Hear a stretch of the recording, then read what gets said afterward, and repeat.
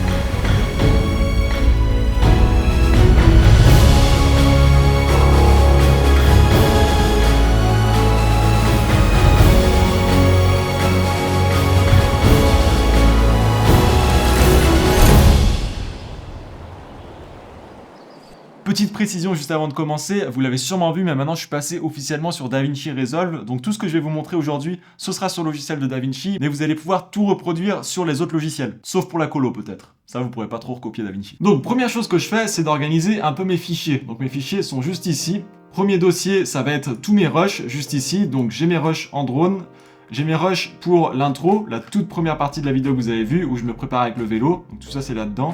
Tout le face caméra, donc ça c'est plutôt pour la deuxième partie de la vidéo, la partie review. Donc là, je sais que mon face cam est là-dedans. Et tous mes plans d'illustration, ça c'est vraiment le contenu de la vidéo cinématique et les plans d'illustration du drone pour la partie review aussi. Donc tout le reste, voilà, c'est là-dedans.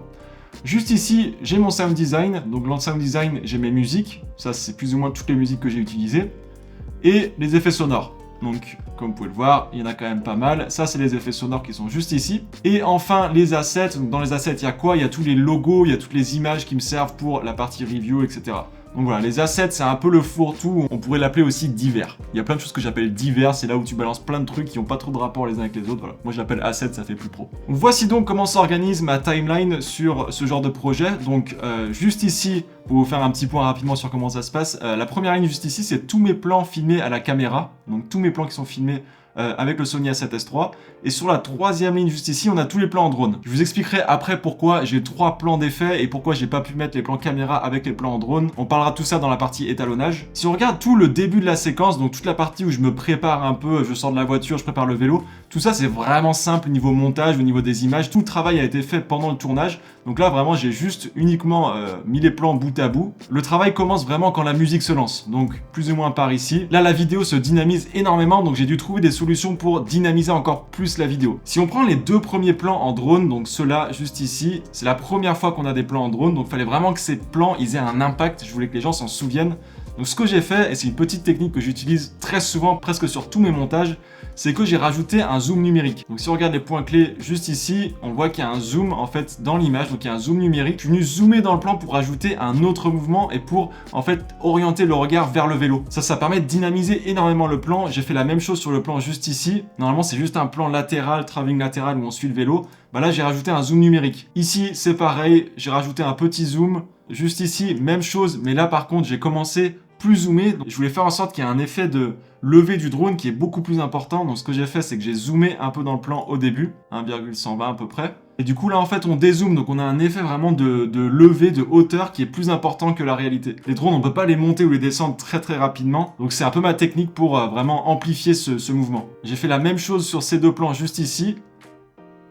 Voilà, pour que le mouvement soit plus rapide vers le haut. Je pouvais pas simplement accélérer le plan pour que le mouvement aille plus vite vers le haut, parce qu'en fait là il y a le vélo qui passe, donc si je faisais ça, le vélo allait passer fond de balle sur le pont. Petite technique que j'utilise très souvent aussi, notamment pour mes montages qui sont beaucoup plus dynamiques, je le fais hyper souvent, c'est de rajouter des plans très rapides juste avant un drop dans la musique.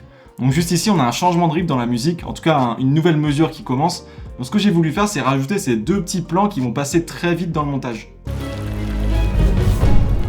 C'est des plans qui sont vraiment rapprochés sur le sujet, sur des détails, et je trouve que ça fonctionne super bien pour, là encore, créer plus d'impact et rendre le truc un peu plus impressionnant. Allez, on passe au sound design, parce que c'est clairement la partie où j'ai passé le plus de temps, c'est la partie que j'ai le plus aimé faire sur ce montage. Au niveau organisation de la timeline, donc sur la toute première ligne juste ici, on a tous les sons qui ont été captés par mon appareil pendant le tournage. Donc j'avais pas mis de micro sur l'appareil, mais du coup, petit tip pour vous, c'est de toujours enregistrer le son, même si vous n'avez pas de micro sur le dessus. Assurez-vous bien que vous captez le son à chaque fois, parce que là, typiquement, je m'en suis servi énormément sur ce montage. Notamment dans l'intro, dans la toute première partie de la vidéo, comme vous pouvez voir, tous les sons un peu ambiants, je les ai gardés. L'ouverture du coffre, par exemple, la clé qui est rentrée et le coffre qui grince, c'est pas des sons que j'ai rajoutés, c'est vraiment le son qui a été capté pendant le tournage. Et encore une fois, j'avais pas de micro. Donc malgré ça, en fonction des boîtiers forcément, mais le son reste quand même largement exploitable. Pour tout le reste, tous les sons que vous voyez à partir de la ligne 2 et tous les autres sons, en fait, c'est des musiques et des effets sonores que j'ai trouvés sur Artlist. Artlist qui est aujourd'hui le sponsor de cette vidéo. Et je voulais vous montrer concrètement comment j'utilise Artlist parce que je l'ai jamais fait. Je trouve ça vraiment intéressant de vous montrer un peu mon workflow sur Artlist,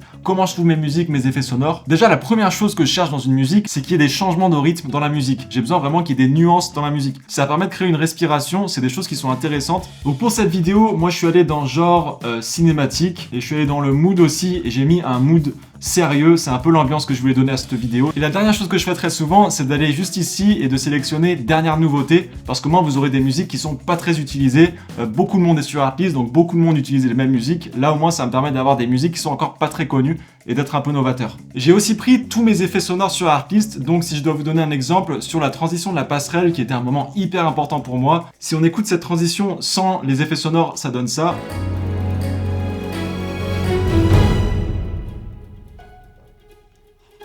Ça pourrait fonctionner, mais voilà, il manque un peu de vivant là-dedans. Donc ce que j'ai fait, première chose que j'ai cherché, c'est un riser.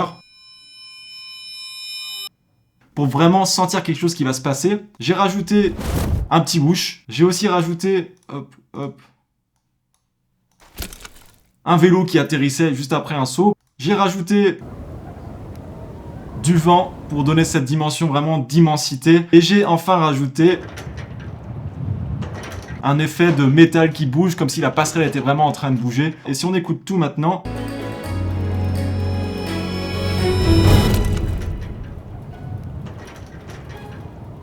Là, clairement, on vit plus le truc. Il y a un effet beaucoup plus réaliste. C'est juste fascinant, je trouve, de passer du temps sur le sound design parce qu'on donne vie à nos images, clairement. Personnellement, j'utilise l'abonnement Artlist Max Pro qui me donne aussi accès à des rush libres de droit et des templates. Mais si je peux en recommander qu'un seul, ce serait le Music et SFX juste ici. Et si vous prenez un abonnement annuel, vous aurez 2 mois gratuits avec le lien juste en dessous dans la description. Donc un grand merci à Artlist et on continue cette vidéo.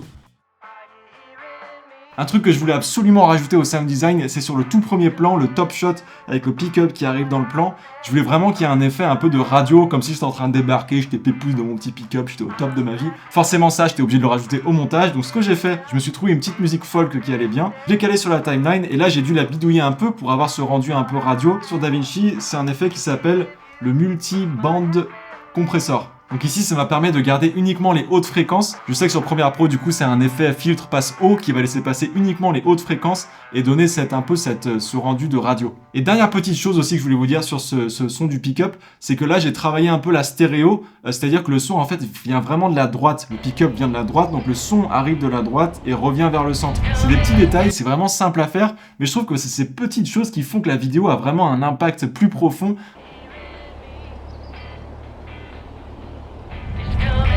Je vais muter la musique et je vais vous faire écouter la vidéo sans musique du coup, juste pour que vous puissiez bien entendre le boulot sur le sound design.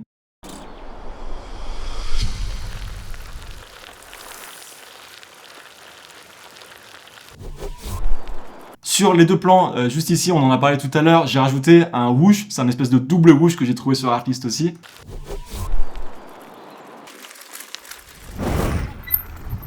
Ce que j'aime bien aussi sur ces whoosh, c'est qu'en fait, ils démarrent avant l'action. Donc sur le plan d'avant, on entend le whoosh qui arrive et il débarque vraiment quand on a le gros plan serré sur les roues.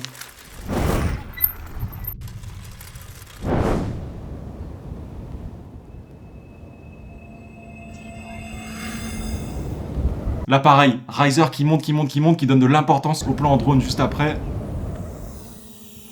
Voilà, donc tout ça c'est des plans. Celui-là, le bruit du drone, ça a été capté pendant le tournage, sans micro, juste le boîtier.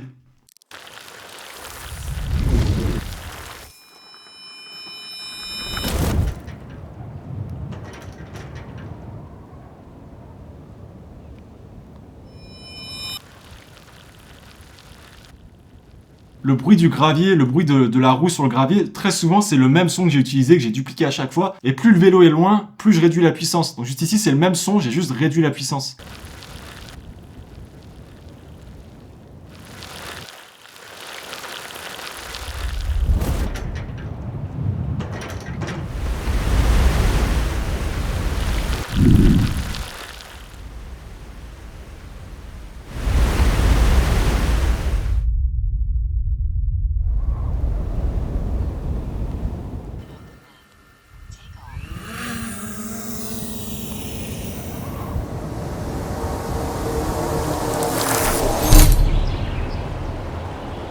Voilà le travail sur le sound design. S'il y avait 2-3 petites astuces pour vous par rapport à ça, parce que je trouve que c'est tellement important de bien maîtriser le sound design, c'est de toujours trouver la musique avant de caler les effets sonores. Vous calez la musique sur la timeline et c'est après que vous allez venir rajouter un peu des effets dans tous les sens. Parce que si vous en rajoutez avant de trouver la musique, vous prenez le risque d'avoir un univers sonore qui sera trop surchargé.